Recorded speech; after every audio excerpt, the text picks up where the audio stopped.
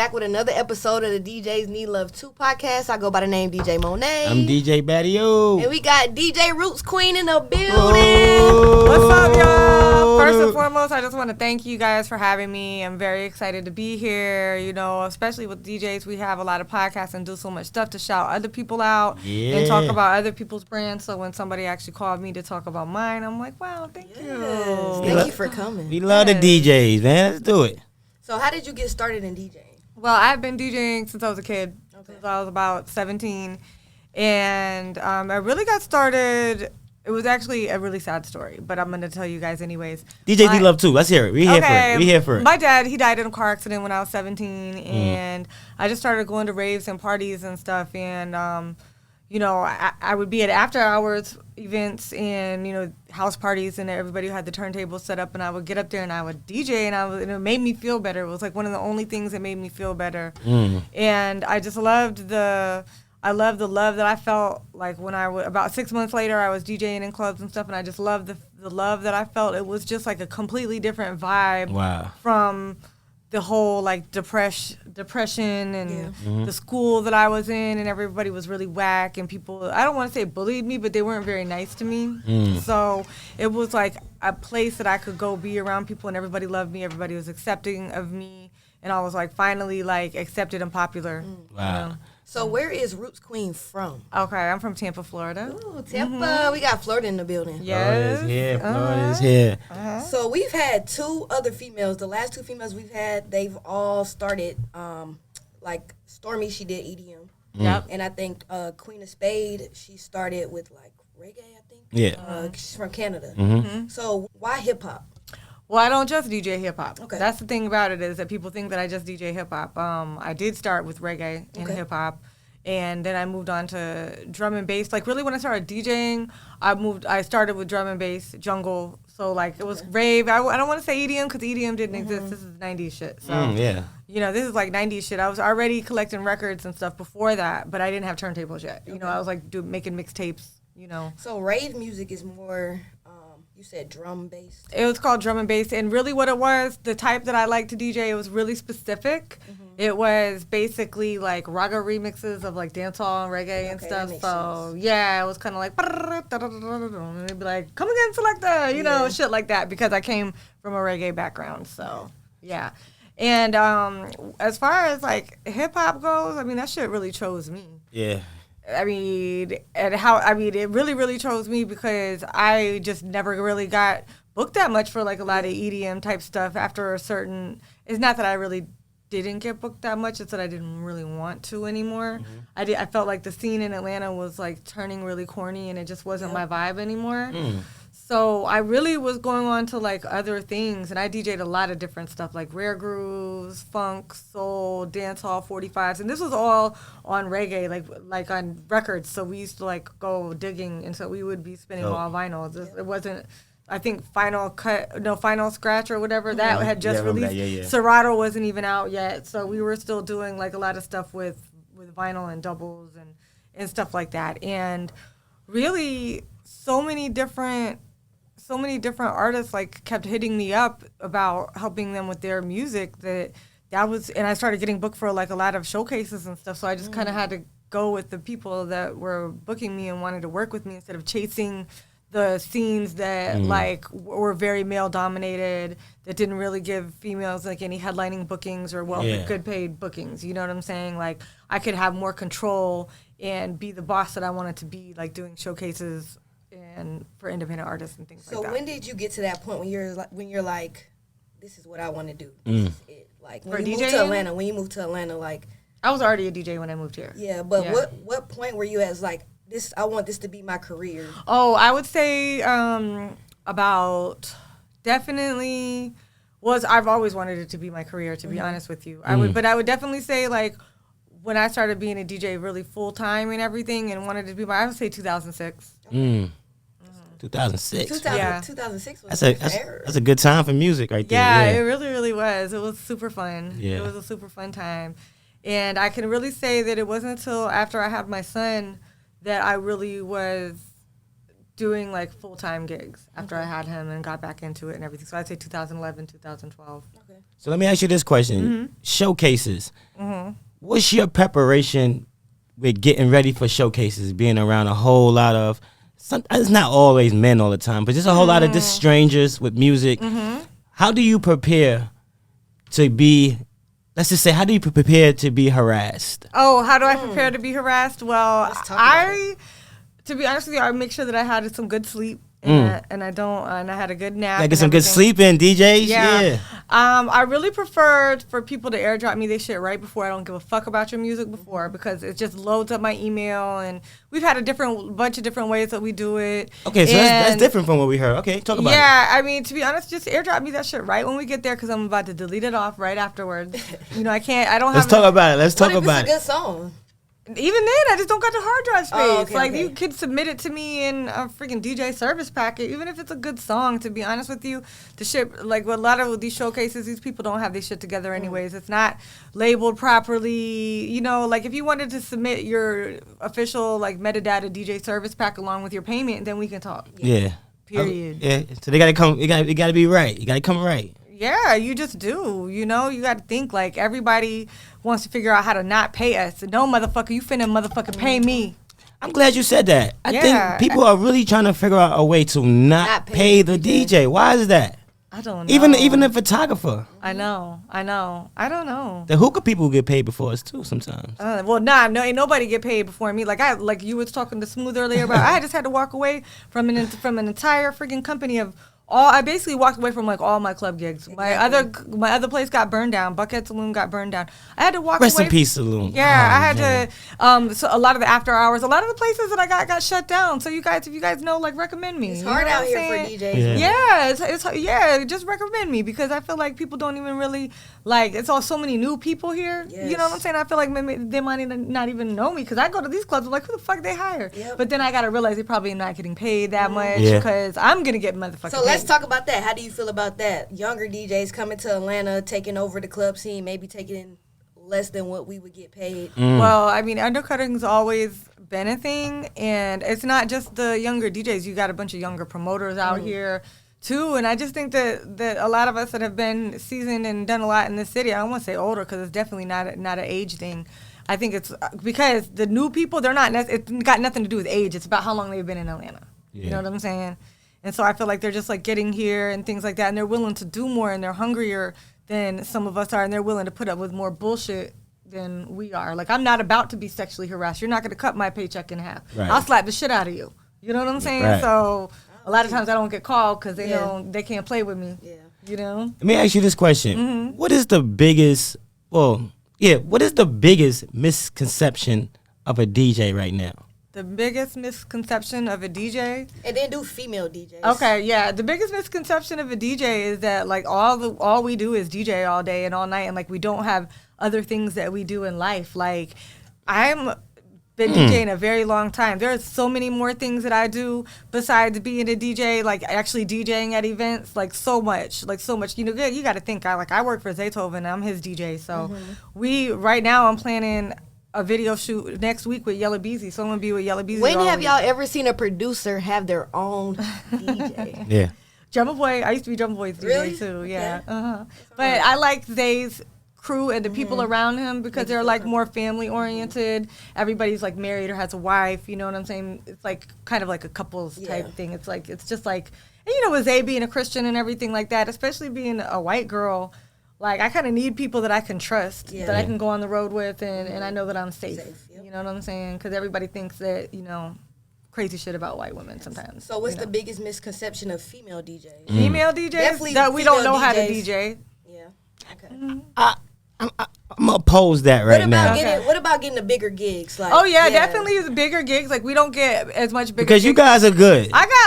I'm a great DJ, and that's it's some really talented women out here. That's another reason why I quit my last place, because it's like I'm sitting here and I'm fucking got a big following. Like people fuck with me. You know what I'm saying? I got a big following offline and online, and you're having me open for some DJ that sucks, that has 1,200 followers just because he's a fucking man. Like what the fuck? Let's talk about it. Wow, that's fucked up. Do you talk on the mic?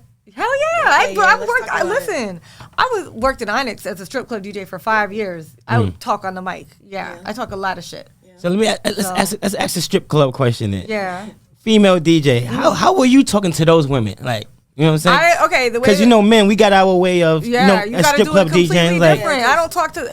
Basically, it's not. I'm not gonna be like a Hershey and be like, oh yeah, bust it open. I want to see the pussy and all that type of shit.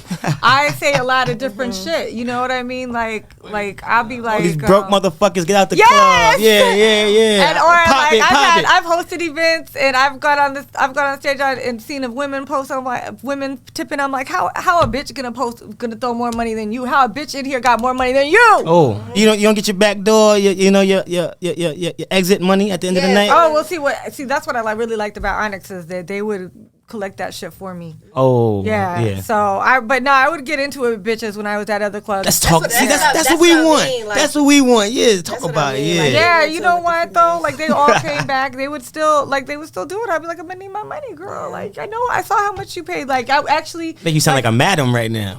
Well, that's a whole nother conversation. So but okay, so the thing that I was saying about that with the girls and the tip outs and everything like that, it's like really it's your relationship with the girls. When you have a good relationship with girls like that, they really don't play with you. Yeah. Like they know what they're supposed to do. You know when they didn't, and I also know when they didn't make any money, so I wasn't like stressing like if we didn't make any money, we can't like we can't like walk out and make money appear. You know what I mean? But that's what I liked about Onyx and what I liked about working for Gagliardi is that they always made sure that everybody got their tip out. So question, let's talk about this. Do you feel like the pay in the strip club is better than the pay in the clubs? Well, okay. When you talk about pay in the strip club to pay in the clubs, I definitely say if you're going to be getting paid, it depends on the base pay can be better, but the difference is, you have the tip out, but you can you have 8 hours to fuck around and play more and finesse more. You know what I'm saying? Whereas in the club, you actually have that. I mean, it depends. I made a lot of money doing both, but I'm a hustler enough. And I don't want to say finesse because when I use the word finesse, it makes me feel like I'm being shady. Yeah. But so I would say I'm just like a hustler. I'm gonna get as many artists to play their music as possible. So you said 8 hours. You used to do the 8 hour shifts? Yeah. The day shifts? Yeah. Strip clubs got long hours. I know. Yeah. So what's the mind frame behind the 8 hour shifts? I know you're repeating songs and all that, but you really. No, there's enough songs that you don't gotta repeat it. That's fact. I mean, yeah, that's definitely facts. It's just you just out there there's times when you can let a mix play and stuff too because it's early. It just kind of depends on everything that's going on, and you got to think too with strip clubs. If the dances are $10, there's no way that anybody wants their song cut. So you got to play you're playing all the song. You're not. It's not like in the club where you're playing verse hook mix into the next song. Verse hook mix into the next song. You know what I'm saying? They want to hear that's facts. The whole song. Yeah. And they'll be mad too. My client just said that he was mad because you didn't play the whole song. So how do you feel about that? Because you sound like you like the DJ, but when you're doing that, you got to play songs out. So it doesn't bother me. It doesn't bother you. It's just it's ready. Yeah, you're doing this shit for 8 hours. You got it's okay to relax a little. Yeah. So another question, because strip clubs definitely in Atlanta always play Atlanta music. Yep, they always break in new Atlanta artists. Why is hip hop the only genre that's just down here when it comes to the respect, the pay, just everything? I don't think that it is anymore. You don't think so? Well, hip hop, you talking about the artists? Okay, compared to every other genre of music, you have EDM. Where they have DJs showcasing. Oh yeah, those DJs. Those DJs, they got millionaire DJs. It's I know. DJ because those DJs are producing, but it has a lot to do with the artists. It has to do with the artists lowballing DJs. The average pay for a tour DJ per show is only $2,500. While they're making thousands. Yep. Shit, I like getting paid $2,500. Last time I was out on the road and got a $2,500 booking, I love that shit because you don't even really get that here in Atlanta. Yeah. Yeah, that's facts. So you would rather? I really like doing more corporate type stuff. Yeah, I was going to ask you that. So yeah, I'm doing Junior League of Atlanta. I'm doing their party again. I like doing that because it's I don't know. You could just it's just you could charge more than you can Let's talk. Let's give him an updated question. Serato Stems. I love it. Game changer. Yeah, it is a game changer. Prior to Stems, did you used to download instrumentals, clean versions, Acapellas. Well, I have clean versions already, and I have a lot of instrumentals and acapellas. Or if I really needed them that bad, I would just like call certain DJs and get a radio pack, and I would pay for it. So do you feel like the stems kind of watered down the DJing game? No, I don't. I think that I don't think that the stems watered down the DJing game. I think it's great for creativity. I think so too. But for me, I've never really thought it was like an enormous skill to like play an acapella over a beat. That's not like you gotta understand. Like when I say I cut, like I actually know how to flare. Like I know how to open fader, close fader, and like do it the right way and do different tricks and stuff like that. So that doesn't like impress me now. If you're doing and scratching with it, like then it get jiggy with it a little bit. So when I use stems, I really like to use stems when I'm like mixing in or out of a record to like remix it just for like 8 bars. You know, like you don't gotta do it the whole song. Yes. I mean, and I could say this, that if I was gonna be doing it the whole song, I would be more like DJ Jelly, and I would like record that shit first, so I didn't have to like do it every time. You know, because it's like a lot of work to record it and then do it because it's just easier to mix in and mix out. Because unless you have 4 decks, you know what I'm saying? Unless you're using 4 channels. Yeah, exactly. And who got time for that? You know, right now. So let's get into our first segment, Battio. Okay. Go ahead. Let's do it. We're gonna get a DJ's flowers. All right. I want you to give 3 DJs flowers. Any 3 DJs. It don't matter where they from that inspired you, that made you want to do this. Let's shout them out right now. The number 1 DJ that I love to give my flowers to is DJ Infamous. Super fun. Infamous. He's a great friend of mine. I'm friends with his wife and his family. Shout out to Infamous. Yeah, they're really, really amazing. He's really, really an amazing guy. Let's say another. I want to shout out a DJ that a lot of people. You know, of course I could be like the Infamouses, but I'm gonna shout out my girl Miss Evaded. Okay. I don't know if you guys know her, but a lot of people might not. You know, she's like not your typical DJ, kind of like me, but Where's she from? She's from Atlanta. Okay. Yeah, she's from Atlanta. She's like I'm gonna bring her up right now. Yeah. Miss_Evaded. She's kind of like, she's more of a tomboy than me. She's a white girl, but she's kind of more of a tomboy than me. So that's what I mean. She's like different because she don't give a fuck about all that pretty girl shit and everything like that. You know what I'm saying? Yeah. And she's just like, she likes to show love and give her flowers, and she's just a good DJ, and she doesn't get enough support and love and bookings, and I don't like that shit. Where is she based? You said Atlanta. She's from Atlanta, yeah. Let's go. We got one more. Okay, so one more. I'm gonna go with DJ Digital Dope. Digital Dope, yeah. Yeah. Okay, so Digital Dope, he's a lot different than a lot of other DJs because he's like an executive producer. He pretty much like manages me, executive produced all my projects, freaking road managed me. I taught him and Zay both how to DJ, so they're not like, you know, like me where they go out and like take a bunch of gigs, but the DJ support that they do, he's got 2 radio stations. He freaking found funding for my app and his app. So, you know, not all DJs are like club DJs. He's like I would say like a technical type DJ. Like he makes sure that everybody's records is being tracked on BDS and he makes sure all the paperwork is right on all the DJing shit and putting the mixtapes together and making sure that those are, you know, like he made sure that my last mixtape album was released through Foundation. You know what I'm saying? So as far as like the business wise, so that's why I would definitely give my flowers to DJ Digital Dope. And you can follow him at Digital Dope. He manages both me and Zaytoven too. Dope. How do you feel about people not dancing in the party? Okay. I think that's just like a part of the culture, and it doesn't really I say it's a part of the culture now. We just have to admit it that it's just like they like to stand around and be cool, and I like it both ways. Sometimes I think that people look like really silly when they're like all dancing around at my events, and it's fun.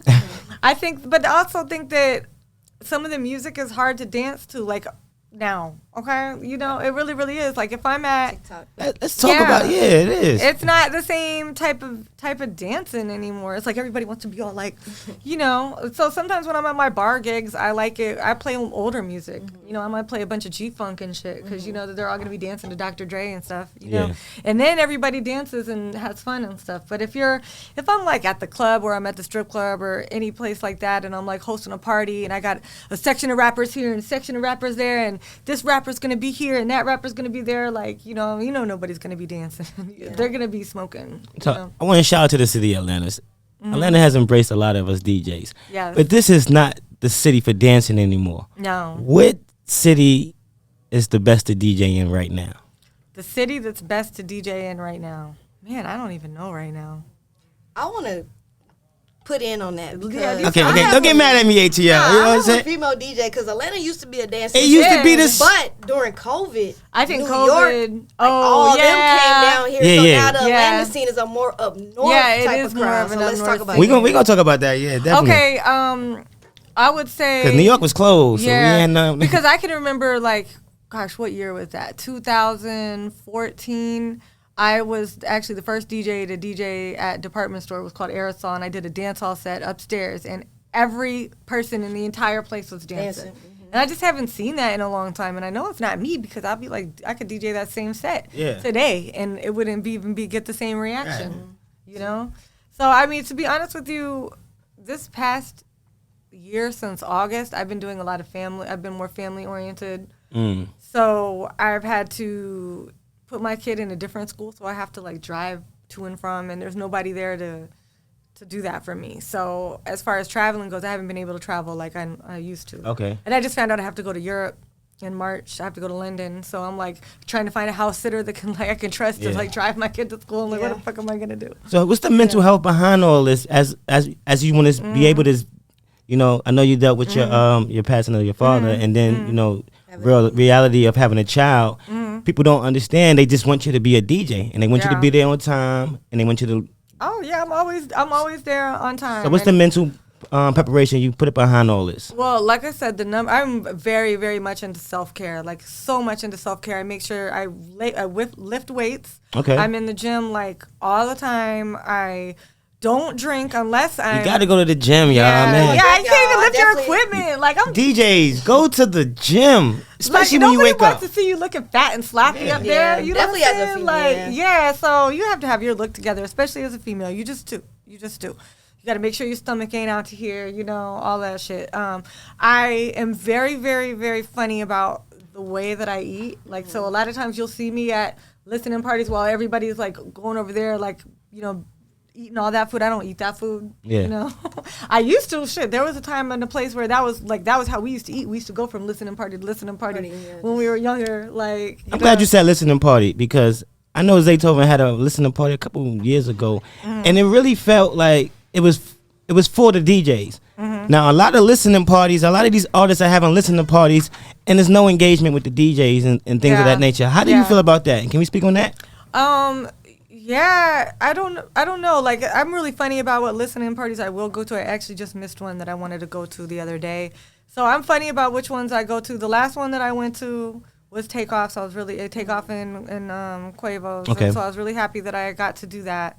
And just like 21 said, I agree that everything that happened last year with Keed, Trouble, Takeoff. We lost more than that. We lost, but just those ones in Atlanta, those 3 ones, that really changed a lot of shit. And it just really kind of made everything sad. And and especially everything that happened with YSL, you realize that they're on every single record that we play, and it's just kind of sad. I don't even know how to recover or do anything from that. So as far as the listening sessions go, I love them. As far as interacting with the DJs, sometimes they do, sometimes they don't. It depends on how many people are there and what the person the location and stuff. And the thing is, I've known a lot of these guys and girls. I've known Lotto since she was a child. So one thing about me is that I know how to let somebody else be the star as a DJ. Yeah. So when I walk in and I see Lotto, and it's her birthday party, and she's walking in, and she's and all the cameras are there. I'm not trying to be oh, Lotto, do you see me? Bitch, I know you since you were 9. It doesn't matter if you see me or not. I want to see you shine. Yeah. You know what I'm saying? So I think that people kind of get But is that a problem, though? Because No. it's the DJs. Why would that be a problem? No, it's we get pushed to the, Well, we get pushed to the sides, all right, we do this stuff. We DJ for artists. We play their music, and it's just we here too. I think she's saying at Time and at a place. birthday party. It's I'm saying it's a time and a place. If she's walking in, she's not finna bombard her Yeah, definitely like that. Yeah. I definitely think that it's a time and a place for different things like that. And Lotto's giving me records, so I'm not gonna ever say nothing about that. Ooh, somebody just said they love me. Okay. I love you too, I guess. Somebody to jump into another question. You talked about your following. Yeah. How important is branding, and how did you get that big brand? Like, how did you work up to that? Branding is so important. And how I got to the big branding was I really went to I was doing it before, but really, you know, I went back to college. Yeah. I went back to college and I got a marketing degree because I wanted to make, not just for my own brand, but just for everybody else's brand. And I really feel like it wasn't anything that I didn't already know, but it just like helped sharpen it up, you know. And just with the branding, it's just all about consistent branding. Make sure that you get a high quality logo, high quality pictures. Like, just don't be raggedy, and it costs money. You got to figure out how to make it and hustle. And especially if you have a big following on social media, there's no reason that you shouldn't have your own itemized services that you sell, whatever it is that they may be. I agree with that. So yeah, I'm gonna ask you for some personal advice because I have a hard time of like doing this. Okay. So I'm working on my brand, and right now, like, a lot of people know me. So we talked about leaving jobs because they don't want to pay you. What is the right way, and tell any young DJ or any DJ in general the right way to leave a job, because sometimes you might leave on blow bad that terms, motherfucker up. I'm just kidding. Who's coming with me? Who's coming with me? Flip the table over, throw a drink in somebody's face. Fuck you, motherfucker. Call the gang up, Mo. Yeah, but then the next day you wake up and it's just like, damn, why did I do that? You know what? I didn't even do all that. Like, the last job. That's no, but see, I have a problem with, like, we might not end on bad terms, but I could feel some type of way, and then I might post something. Oh, don't ever post nothing. That's don't what I mean, ever let like, nobody know. Mess up your brand. Yeah, don't let nobody know none of that, because they don't even need to know none of that. Yeah, you just don't ever let nobody know none of that. But just like, I'm just gonna put out some personal business. I was at a big club, and they, all of a sudden, I guess they were having money problems, and I got my paycheck, and it was half of what it should be. And I was like, no, that's not gonna happen. And they're like, oh, well, we do openers, we pay openers a different price now. Well, you're not finna pay me a different price. And if that's the case, why do I always got to be an opener? I'm a female, like, because I'm a girl. Like, you putting other DJs that have a smaller following in front of me. Like, what the fuck are you doing? And so basically, me and my manager got in their ass and got in their neck, and we weren't even that rude. We were like, this is unacceptable, this is unprofessional, whoop-de-whoop-de-whoop-de-whoop, until we got all of our coins were together, and they were like, listen, we're going to take Roots Queen off of the lineup on Friday night unless y'all apologize. Motherfucker, apologize? What, bitch? Money.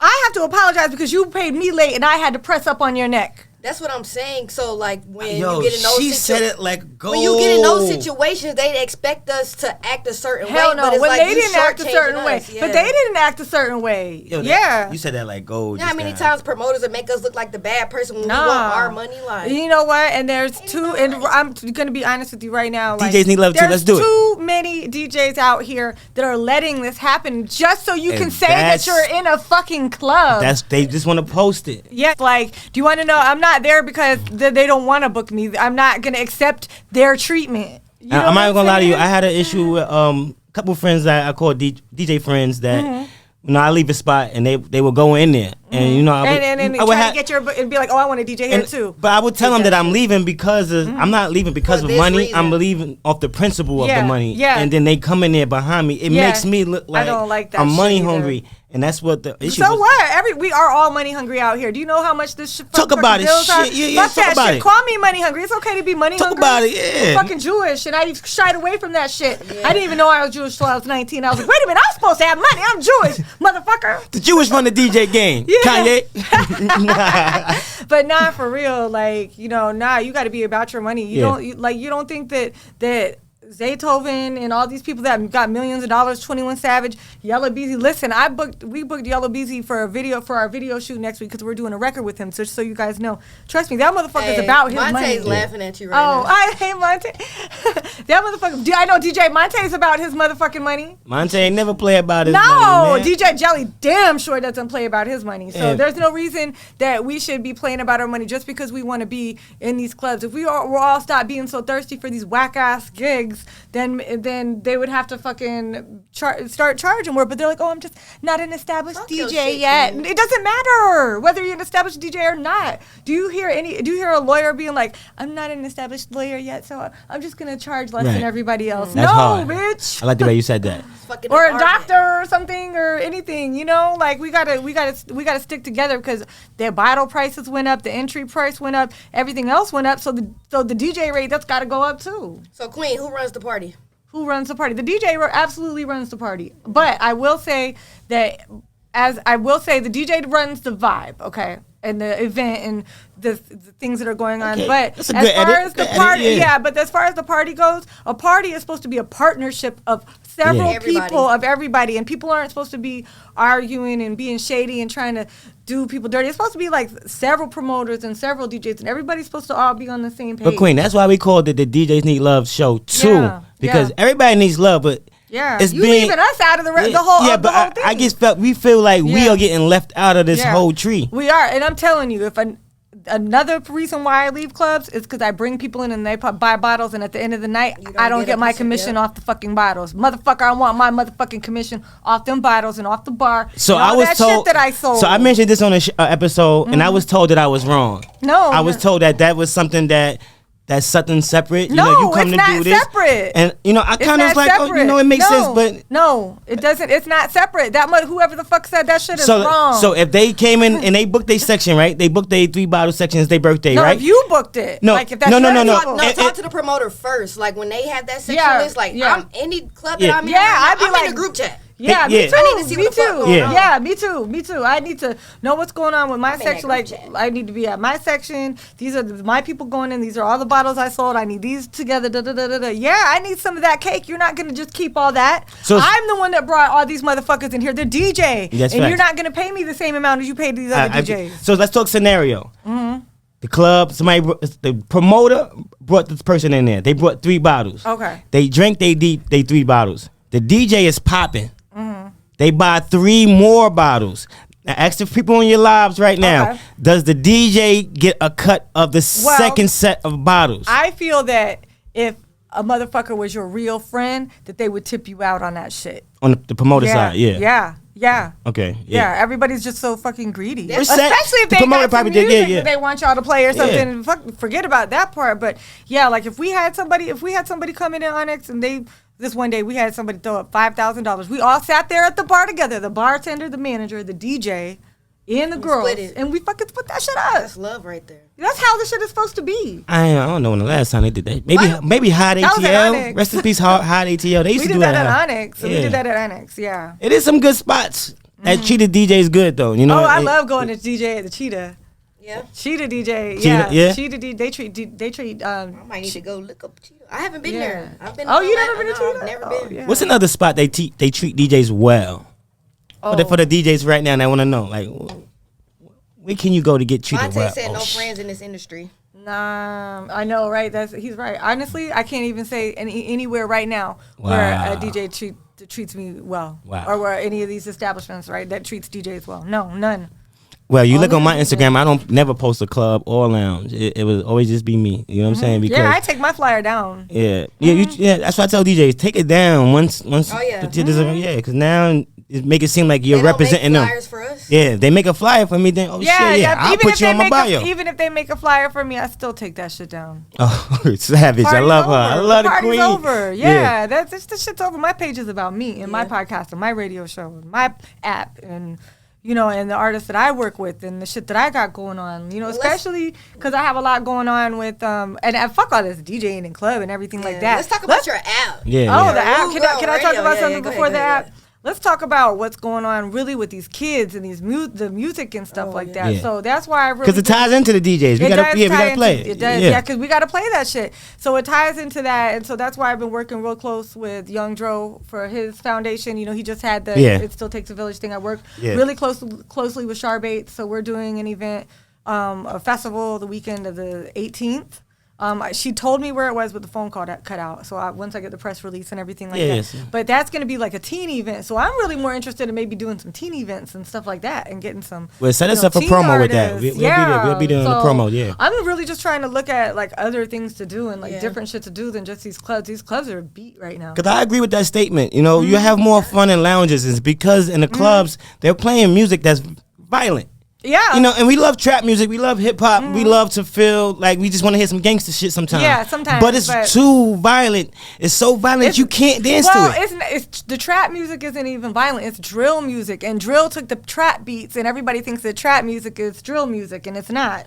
Okay. You know, like to be honest with you, they took the whole trap 808 and the whole freaking snares and all that snares shit. over, yep. Yeah, and then they're like, pow, pow, pow, ah, pow, pow, pow, pow. Yeah. Pow, pow, pow, pow. Pow, pow. Kill, Pow, pow, murder, pow. Bang, bang, bang. Bang, bang, pow, pow. Pow, pow. What's the hook? That's a song right there. That's the song, yeah. So, am I publishing that, man? That's a record right there. Exactly. So, you know. Nah, that's facts, though. Yeah. Changed the whole vibe of Atlanta clubs. there. Yeah. Mm-hmm. I know. That's one thing about me is I always be playing Atlanta music. I'll take it back. I had everybody jamming. I was playing Love in Your Mouth. I'd be playing Kilo Ali, Raheem the Dream. Take us to the skating ring. Yeah, I be playing old stuff lately. It's been more fun playing hits and classics because I recently got hired to be a guest mixer on Heather B's show on Sirius XM Fly, which was amazing because I got to really go through and like get all that 90s, 2000s hip hop, R&B. And I was like, oh, I forgot how much I like this song, you know? So it was Take really, us back to stuff we don't never hear. And people still know those songs, especially the era from like 2012 to 2015. Like nobody plays none of those songs because anymore. that era was a different type I be playing Bands Make Her Dance. Bands Make Her. I be playing I pull all that shit That's lately. the Travis Porter era. Yeah. I got a question, Queen. Someone wants to know. So I'm a young DJ in a city that I don't want to name because then they're gonna know who I'm talking about. But all the males run the city, and I'm not as pretty as the other DJs. How can I approach the DJs to get on? Okay, so listen. If you're not as pretty, that shit don't matter too because I know all kinds of like lesbians. She really said I'm not that pretty, damn. That's fucked up. You're beautiful first and foremost. That shit doesn't even matter. But to be honest with you, But that's a real question though. No, but listen, to be honest with you, I feel like more like masculine DJs, they actually get better bookings and shit than the girls do because they're like more like a dude. Yeah. So just to pipe up your masculine energy. Yeah, your brand. Yeah, put on your branding. So like I be telling like a lot of girls I work with that dress masculine. Yeah. Monae, like I don't dress girly. Like I don't come in the club with heels on. I just don't. I have my reasons. I mean, look at Tootie. Tootie got short hair. She's booked everywhere. That's you what don't I'm gotta saying. be pretty. Not that I think she's beautiful. Bring more to the table. Yeah. Host. Yeah. Bring people out. Yeah. If you dress masculine, throw your own bring party. women. Yeah. Bring the bad bitches. Exactly. So we would say, so I don't think step that it's into necessarily about looks because there's all kinds of listen. Like to be honest with you, when they want to book us, they low key all be want to fuck. So you actually have an. I think that's what she was trying to say without saying. You low key. We don't fuck the. You listen. No, they don't, but you really have. That's a misconception. We're gonna talk about it. If we don't go for it, we might not get the job. Yeah, exactly. No, I know that. And I'm not saying that, but it's like an attraction thing. Yeah. People want a bad bitch because DJ because you know everybody can be looking at the aesthetic and it looks good. But nah, for real, like women that are like more masculine looking and don't feel like they're as like girly and beautiful as like a bitch that would be wearing a lot of makeup and shit, they actually have more of an advantage because they can blend in better with the dudes and or do your own thing. The lady who does Sweet Heat Miami, she made her own event. Yeah, and it goes crazy every year. Yeah. She replied, "I don't do makeup and put the teary eyes." So I think she's you see what I'm saying, dude? Look at all these fat ass, ugly ass male DJs. Who gives a fuck? Exactly. You know what I'm saying? And they popping though, but it's a skill that talks. It's a skill. Yeah, it's a skill, and it's about charisma and things like that. So I would definitely say, especially with what Monae said about other things that you bring to the table. Shit, even as a pretty. If you're talented, you still have to bring things to the table. So Queen, what should she do right now to talk to that DJ? She want to get on. Talk to that DJ. What she want to do? She needs to first and foremost, she need to get her EPK together, put together some dope mixes. Let them know what an EPK is. That's electronic press kit. Get you some high quality pictures. Make sure that they're 300. Like your headshot should not be like 77 kilobytes. You know what I'm saying? It should be like 3 or 4 megs. Let them know because a lot of DJs do not have a press kit. Yeah, you got to get a press kit together. You need to write your bio. You need to have quality mixes. You know, that's the number one thing. Quality mixes. Quality mixes. Okay, so I got my issue with that. Okay. Do you post a lot of your mixes up because people steal mixes? Oh well, my mixes have my drops all over them. Okay. So make sure you drop that. Yeah, well, so I don't really have that many mixes up online anymore because I had them on Mixcloud, but I felt like Mixcloud as a platform didn't have enough traffic. Okay. So I didn't think the numbers looked good, so I took it all down and deleted it all. And so I have one mix up, and it was me live at Electric Dance Hall. It was when Wild Pitch was still open. It's got like thousands of views because it's my only mix up. So that's what I like about it. I used to have all these mixes up, and it would be like 34 views, 22, and I'd be like, you know what, nah, I'm not fucking with all that. So I just like really have that one up because they flag a lot of the mixes. That's why I do my albums. When I say mix up, I'm talking about an MP3 file and a link, like a media fire link that you can send that's a private link for this person to listen to. DJ Gems right here from the Queen. And just please make sure that you have your skills all the way together. You don't necessarily have to be able to like scratch all the way or anything like that, but you have to be able to beat, mix, and blend and know your phrasing and when to drop a record out and in and things like that of that nature. Okay. So let's get into this podcast or radio show, Room Girl Radio. Yeah, let's talk about it. Radio. Okay, so I got approached by DJ Clues people in 2013. That's how it got started. I was originally on Desert Storm Radio. So it was really cool. I liked it. I was doing it out of my house. I had a studio out of my house, and I was doing it out of there. And then I started renting a studio from Lex Dirty. May he rest in peace. So we were out of Doppler. And then the funding got kind of like a lot. It was like a lot to host it every week. And it was doing it for so long that I needed to figure something else out. So Drummer Boy got me the job at Platinum. It was called Silhouette at the time. So I started doing it at Silhouette. And DJ Funky was like, I want an X-rated and Outer Space. They were like, we want to do the show with you every week. And so it was all four of us for a while. We kept doing it, and then I decided that I didn't want to be on Desert Storm Radio anymore because they started to charge me. I'm like, I'm bringing all these celebrities. I just had Bankroll Fresh and Young Dolph and like all these artists that are legendary artists. I had YF and Lucci that are legendary now. I had them first. Like, hey, I'm not gonna pay you. You should be paying me to fucking bring them. DJs Need Love too. Yeah, exactly. So I did that, and that was how I ended up getting up with DJ Digital Dope because he had his own Digital Dope. It had its own app and its own software. That's my man, by the way, just so you know. Ow. That's why Smooth is like, where's Digital Dope at? He's always with you. I was DJ relationship. I like that. Yeah. So we had like a little DJ relationship. Really what it was, we were spending so much time together, and he had a great personality, and he had like all of the great things that I was looking for in a relationship. So I was like, even if I went and got a boyfriend, they would be so jealous of our work relationship. I might as well just question, because I have this thing where it's like I can never date a DJ. Well, you see, that's the thing. I can't date a DJ either. He's not a DJ. Like that's why I said he's a different kind of DJ. Yeah. He's not really out all the time. No, he is. He is out all the time, but communication is just so good, and I know that I'm like that's why when women are like, oh, there's no good dudes, I was like, yes, the fuck there are. Yeah. There are. You just whoever it is that you're overlooking, it's probably who it is. Even by Smooth saying why he not here, he should have been right here waiting for you to finish the interview. You know what I'm saying? We need to meet. That's how men think. You know what I'm saying? Good guy. It is good DJs out there. He had a prior engagement. We have a lot going on. We're building another studio that we're in the West End. So, he had to go. He has a tile crew. Okay. So he's got to make sure that, we're going to check it out, man. The DJs Need Love 2 show. We do our thing, man. Yeah. So he would come and broadcast and do all that. And then he's like, well, you know what? We want you to be on Zaytown Sorority. We want you to go on tour with us. And so we started going to South by Southwest together. And then it was like, Zay really wants you to be his DJ. And it just kind of went from there. It was like it was pretty amazing to finally have that. And what's crazy is about it, the thing that I want DJs to know is that you're never going to have like one big break and everything's going to always just be different after that. Yeah. It's going to be like, it's like a gig job. It's like you're going to be moved from this situation to that situation to this situation. It's like, I was on December 30th. I was just on XM radio, but now I'm like thirsty for the next thing. I need to do the next thing. Yeah. Jesus. I need the next, I need the next fix. That's the DJ life in a nutshell. So annoying. You could do a big ass gig and get paid. 2 weeks later, you sad. And 2 weeks later, you ain't have a gig. I know. None. Yeah, so Room Girl Radio. Okay, so that was when we started putting out projects, and we did Room Girl Radio 1, 2, and 3.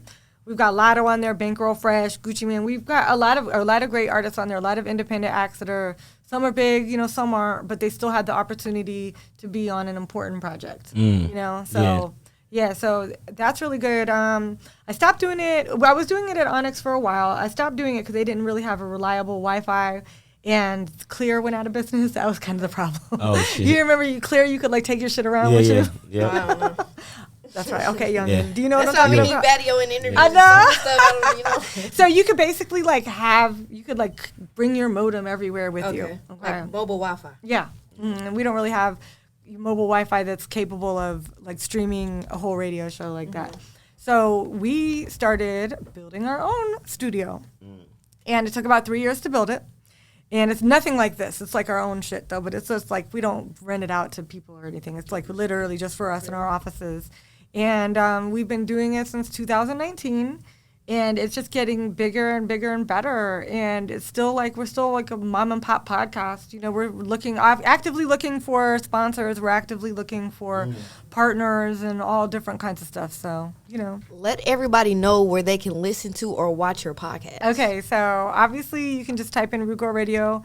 And I have a lot of interviews up already. They're kind of all over the place because I stream live from it's nothing like that actually. It's like a huge piece of equipment that it does everything. Like the radio goes through it, because that's what's different about my podcast is that I'm on the radio while I'm doing my podcast. So that's what made it challenging.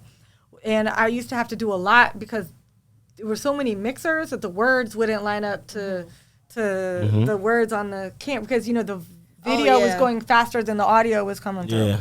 So we had to figure all that out. People don't understand this podcast. It's oh my God. It's a lot of work, man. It is. So I still probably have like 50 interviews that I need to go edit right now. Yeah, a lot. Y'all, she needs an assistant. Yeah, I do need an assistant. I don't pay well. Yeah. Intern. Intern, yeah. To rephrase that, intern. Yeah, definitely say intern, because, you know, at the end of the day, like with these podcasts, you guys run a podcast, you know, this shit you got to really love this shit to do that. And having a podcast, it's not necessarily always like an income generator, but what it does, it creates a conversation for other business ventures. You know what? Nobody has ever, me and Monae came up with this, you see a DJ, you hear a DJ play. Nobody has ever heard the DJ talk. Right. Like, she can talk too. Like, that's why we do this. Like, I love this idea. We only say stuff like, I'm going to play your music. Nah, I got you later. They only hear about 6 words at a time. That's what Rugo Radio is about too, is because it's about the essence. You have to think about what a Rugo girl is. You know what I'm saying?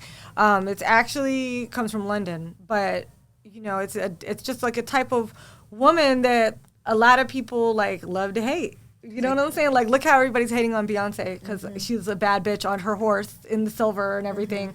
Oh, why does she got to wear that? Bitch, we can wear what we want. You know what I'm saying? We rap about our pussies as much as we want to. Men hate it. They hate it. Why? Because y'all rap about it. Yeah, how the fuck you get to rap about it, but I can't rap about my own motherfucking pussy? What the fuck are you talking about? So, and not only that, actually in the 1930s, what's her name? Bessie, she was way more explicit in the flapper era. So, like, that's not a new thing. Women But that's the thing about it. That's why they allow the music, because people have been saying the exact same things in R&B songs from the start. The 80s. Even in the country. You ever drive for 7 hours, you hear them damn songs? Yeah, I done shot my own woman, and I done they do shit like that. Or for what was the other one? Axl Rose did that. Yeah. They got he did that. country songs. Yeah, they be talking a lot of shit. So, but we can't talk shit. Like, so Rugo Radio is about like empowering a woman. Like, we're still womanly, but you got to understand, like, it brings our masculine energy out. Because we're around so much masculine energy that we can't even flourish in our feminine energy because they don't know how to handle that. Yes, exactly. Like, respect me enough to be feminine and just respect my craft. Yeah, it's like, why do every time when I go around DJ meetings, like a New Music Monday and places like that, like, why I gotta wear a hoodie and freaking jeans and shit? I might want to fucking be dressed like a rapper one day too and have some tassels on, and y'all can't look. Yeah. I want to come in this coalition meeting with my ass out. Yeah, no, I don't. But I'm just saying, if you come to the club and I'm DJing in the booth, I might have my ass out. Yeah, like, why can't we dress how we want to dress without getting harassed? Yeah, I do. I mean, I want people to get it together because, I think I got it. America's a very prudish place compared to the rest of the world, to be honest. Yeah. Say it again? America's a very prudish place compared to the rest of the world, to be honest. So that's what Rude Girl Radio is about. You know, any woman that's like just a badass. I don't want to say bad bitch because that's not the right word. Like a badass. You know, Grace Jones, Olivia Newton-John, freaking Joy. Yeah. You know, just like all through the eras, like all the women like us. You know. Why do DJs need love? Yeah, let's take it out like that. And because everybody is obsessed. Look at with, that camera when you tell them, right there. Everybody is obsessed with DJs. Like, you know a DJ, I'm going to get this DJ to do that, and I'm going to get this DJ to do that, but what the fuck you did for us? I'm sorry I cussed so much. But no, for real, what did you do for us? Like, what did you really do for us? You know, and you have all these requests, and you want us to do this and this and that. That's why we need love. Yeah. Pay us properly. If you need a request, tip us properly. And not no $2 raggedy. $2 raggedy is not Somebody enough. gave you $2 before? No, I mean in a strip club they would, but they'll give a girl $2 raggedy on stage. So you know, $5. Meaning like $10, $20. Who ain't gonna catch him? Make us a DJ drop. Nah, Yeah. Queen gonna catch him. You drop $2 at a strip club when Queen DJ, No. she's gonna catch you. Get that broke ass nigga out the club right now. Well, I can't say that. Yeah. But, you know. Get him out the club right now. You know what I'm saying? And you know what? And that's another thing too is that being white, you have to talk completely differently on the mic. Like when I was playing F&F a lot, I would be like, "Fuck boy, free," because white girls we call them fuck boys. You know what I mean? But it's the same shit. When I was in the strip club, I would be like, I know there's got to be one real player in here that got some bread from my stage right now. So it's just you just get a little You creative. gotta be strategic with this stuff. Yeah, you got to be a little like it. strategic. It's so popular. It's It's hard a not to say popular word. it. I mean, you wouldn't believe, FBF. and you know what? It's a very popular word in amongst our culture, and you wouldn't believe how many people call me that word. I'm Yeah. like, oh. Nah, I believe it. Yeah, I can believe. Yeah. Did you guys see You People yet? I can believe They it. kept calling. You got to see. They kept calling the white boy. Eddie Murphy called the white boy. The Oh, N-word, yeah, I like seen it, so yeah. many With times. Lauren, yeah. I was like, I feel that white kid right now because Yeah. I'll be like, yo. I'll be like, oh my gosh. Okay, I'm sorry. I'm Yeah. sorry. But you know, That means that we just accepted you. right, Yeah, and yeah, that's what that means, and I get that. And you know, I think for a lot of white people, it's just awkward for them because they're just awkward in general, but they don't mean any like harm. Like they know, you know. It's a comfortability thing. She's a real DJ. You know what I'm saying? Yeah, exactly. I've been around for a minute, so you know. So before we get out of here, let's let everybody know what you got going on for the rest of the for like at least till March. Till March. Okay, well I know that She got a lot going on, Mo. You got Well, break it up, right, Mo? I've definitely got my podcast coming up. I know that Bigger Rankin called the other day. He wants to be on my podcast. So we're going to talk a lot of shit. Joe Green, he will be on my podcast. And Yella Beezy, I'm definitely making sure if he's going to be here next week working with us, he's going to definitely have to be on my podcast. So right. definitely doing that. And then also, I want to shout out America's Realest Podcast and my host, Mary. So with them, we're going to be focusing, doing more shows with just us. Yeah. And just make it just about the girls and us and not always about a guest. Yeah. Yes. So that's what I'm doing. And shout out to BPM for Supreme for checking in on the live. Oh, BPM what up, Supreme? BPM Yeah. Supreme? BPM Yes. All right. So that was another episode of the DJs Need Love 2 podcast. Like I said, I go by the name DJ Monae. I'm DJ Battio. Don't forget to like, comment, and subscribe. And I'm DJ Roots Queen. Yes, you already ma'am. know. Roots like the tree, queen like the bee. Let's go.